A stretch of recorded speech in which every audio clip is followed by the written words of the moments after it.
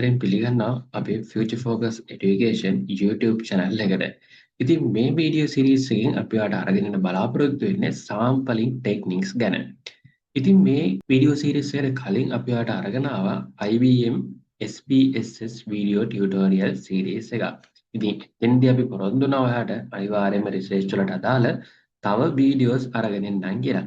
එහෙනම් අපි අද බලමු ඔයා කොහොමද ඔයාගේ ස්ටඩි එකට හරියටම සාම්පලින් ටෙක්නික් එක සිලෙක්ට් කරගන්න කියලා.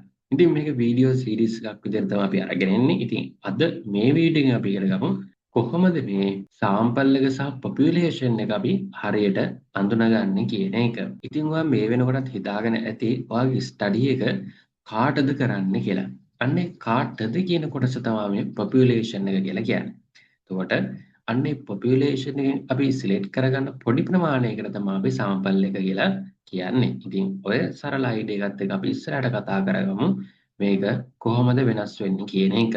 ඉතින් අපි පොපියුලේෂන් එක දිහාට ගියොත් පොපියුලේෂන් කියලා කියන්නේ target population refers to all the members who meet the particular criteria specified for a research investigation, right? එතකොට ඔයා මේ වෙනකොටත් මම මේ ස්ටඩි එක කරන්නේ මෙන්න මේ කොටසට කියලා හිතාගෙන ඉන්නේ. අන්න ඒ කොටසට තමයි අපි කියන්නේ population කියලා. Right? Refers to all the members who meet the particular criteria. එතකොට ඔයා හිතාගෙන ඉන්න මම මෙන්න මේ කොටසට කරන්නේ අන්න ඒ කොටසට අදාළ සියලුම පුද්ගලයන් අපි කතා කරනවා population එකක් විදියට. ඉතින් අපි example එකක් විදියට ගමු. ඔයාගේ ස්ටඩි එකෙන් ඔයා හොයන්න යන්නේ ශ්‍රී ලංකාවේ ඉන්න undergraduates ලගේ stress level එක කියලා හිතන්න.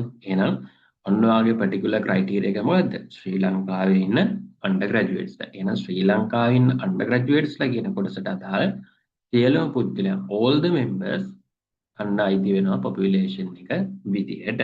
ඉතින් මේ population එකේ ඉන්න තනි members ලාට අපි කියනවා element එකක් කියලා. population එකේ ඉන්න තනි member ට අපි කියනවා single entity එකකට අපි කියනවා එලිමන්ට් එකක් කියලා. එහෙනම් ඔයාගේ ස්ටඩි එක විදිහට ගත්තොත් ඔයාගේ ස්ටඩි එකේ එක අන්ඩර්ග්‍රැජුවේට් කෙනෙක් අපිට කියන්න පුළුවන් එලිමන්ට් එකක් කියලා. රයිට්? ඒ වගේම මේ පොපියුලේෂන් එකේ ඉන්න එලිමන්ට්ස් අනුව එහෙම නැත්නම් පොපියුලේෂන් එකේ ඉන්න මෙම්බර්ස් ලගේ ස්වභාවය අනුව අපිට පුළුවන් මේ පොපියුලේෂන් එක හෝමෝජීනියස් පොපියුලේෂන් එකක්ද? එහෙම නැත්නම් හෙටරෝජීනියස් පොපියුලේෂන් එකක්ද කියලා හඳුනගන්න. දැන් අපි බලමු මොකද්ද මේ homogeneous සහ heterogeneous කියන්නේ කියලා. homogeneous කියලා කියන්නේ වගේ ආවේ every element is similar to each other in all aspects. එහෙනම් ඔයා consider කරන හැම aspect එකකම එක සමානම elements නම් තියෙන්නේ. අන්න ඒකට අපි කියනවා homogeneous population එකක් කියලා. ඊළඟ එක බලමුකෝ. heterogeneous population එකක් කියලා කියන්නේ elements are not similar to each other in all aspects. එහෙනම් ඔයා consider කරන aspects වලින් එකිනෙකට එක සමාන නැති elements වලින් නම් මේ population එක හැදිලා තියෙන්නේ.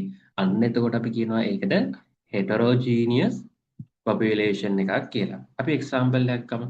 ඉතින් example එකම අපි ගත්තොත් ඔයා දැන් study එක කරන්නේ කොහෙද? ශ්‍රී ලංකාවේ ඉන්න undergraduates ලාට. එහෙනම් ශ්‍රී ලංකාවේ ඉන්න undergraduates ලාගේ population එක. මෙන්න මේ population එක ගත්තම මේක ඉන්න පුළුවන් state universities වල කට්ටිය, private universities වල ඉන්න පුළුවන්, ඊළඟ different age groups වල ඉන්න කට්ටිය ඉන්න පුළුවන්, ඊළඟ different religion groups වල ඉන්න කට්ටිය වෙන්න පුළුවන්. එතකොට අපි කියනවා අන්න heterogeneous population එකක් කියලා. හැම aspect එකක්ම එක සමාන නෑ.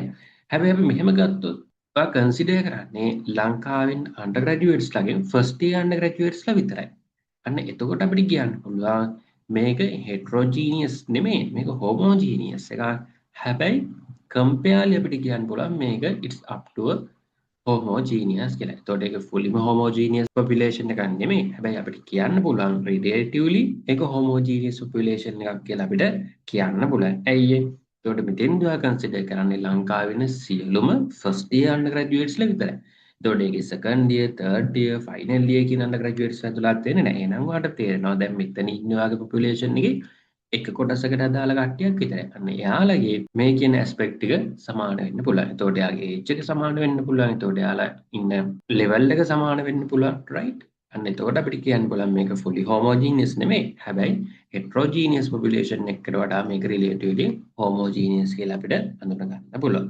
right? ඔන්න ඔය විදිහට අපිට population එක clearly define කරගන්න පුළුවන්. එහෙනම් ඔයාගේ study එක කරන්න යනවා කොහෙටද? ඔයා කාටද කරන්න යන්නේ කියන එක තමයි මේ population එකෙන් අදහස් වෙන්නේ. එහෙනම් දැන් අපි බලමු sample එකක් කියන්නේ මොකක්ද කියලා. එතකොට යාළුවෝ sample එකක් කියලා කියන්නේ sample can be defined as a group of relatively smaller number of people selected from a population for investigation purpose, right? ඉතින් මේ diagram එක බලන්න. එතෙන්දි population එක ගත්තා population එක ඇතුලේ මිනිස්සු ගොඩාක් ඉන්නවා. හැබැයි sample එකට එනකොට sample එකේ ඉන්නේ පොඩි පිරිසක් නේද ඉන්නේ. ඉතින් ඉන්නේ 5 දෙනෙක් වගේ පොඩි පිරිසක් තමයි ඉන්නේ. ඒතර මේ sample එකක් කියලා කියන්නේ a sample can be defined as a group of relatively small number. එතකොට ඔයාගේ population එකට සාපේක්ෂව ගත්තම මෙතෙන්දී ඉන්නේ smaller number එකක් තමයි ඉන්නේ. right? එතකොට අපි ඒක investigation purpose එකේ පහසුව සඳහා තමයි අපි මේ sample එක select කරගන්නේ. ඉතින් යාළුවෝ මේ diagram එක බලන්න diagram එකේ ඉන්නත් හත නිල් පාට කට්ටියක් ඉන්නවා ඊට පස්සේ කොළ පාට කට්ටියක් ඉන්නවා නේද? ඉතින් අපි population එකේ ඒ කට්ටියව ගත්තොත් නිල් පාට කට්ටියව female විදිහට කොළ පාට කට්ටිය male විදිහට අපි ගමු. ඒතර ආගේ population එකේ male and female කියන කොටස් දෙකම ඉන්නවා. ඒතර sample එක බලන්න. sample එක හැදිලා තියෙන්නේ male සයකින් විතරද? එහෙම නැත්නම් female අයගෙන් විතරද? නෑ නේද? මේ දෙකේම එකතුවක් විදිහට නේද හැදිලා තියෙන්නේ. අන්න ඒ වගේ sample එක select කරගන්නකොටත් අර සම්පූර්ණ population එක define වෙන sample එකක් තමයි select කරගන්න ඕනේ. එහෙනම් ඔය sample එක ගත්තම ඔයාගේ population එකෙන් relatively ගන්න smaller number එකකට තමයි අපි sample එක කියලා කියන්නේ. හිතන්න ඔයාගේ example එකම ඔයා ලංකාවේ ඉන්න සම්පූර්ණ undergraduates level examine කරන්න ගියොත් ඔයාට පුළුවන් බෑ නේද? ඇයි ඔයාට බැරින්නේ? ඔයාට එච්චර resources නෑ. ඔයාට එච්චර සල්ලි නෑ. ඔයාට time එක නෑ. අන්න ඒ නිසා තමයි අපි මේ පුංචි sample එකක් select කරගන්නේ. එහෙනම් ඇයි අපි sample එකක් select කරගන්නේ? අපිට relatively අවශ්‍ය කරන resources නැති නිසා තමයි අපි sample එක select කරගන්න. ඒතර මේ sample එක select කරගන්නකොට ඒ sample එක adequate sample එකක් වෙන්න ඕනේ. ඒ කියන්නේ වගේ study එකට ප්‍රමාණවත් වෙන sample size එකක් වෙන්න ඕනේ. එහෙනම් අපි මේ sample size එක කොහොමද හදාගන්නේ කියන එක අපි තවත් වීඩියෝ එකකින් ඉස්සරහට කතා කරමු. ඉතින් population එකේ වගේම මෙන්න මේ sample එක ඇතුලේ ඉන්න තනි පුජ්‍යලයාට අපි කියනවා participant කෙනෙක් කියලා. තනි පුජ්‍යලයාට අපි කියන්නේ participant කෙනෙක් කියලා. right? ඒ වගේම මේ adequate sample size එකක් select කරගත්තාම මොකක්ද වෙන්නේ? It's higher the accuracy of the inferences and better are the results generalizable, right? එතකොට sample size එක ලොකු වෙන තරමට ඒ කියන්නේ population එකේ ගත්තම ඒක adequate sample එකක් නම් ඔයාගේ study එකේ accuracy එක වැඩි වෙනවා.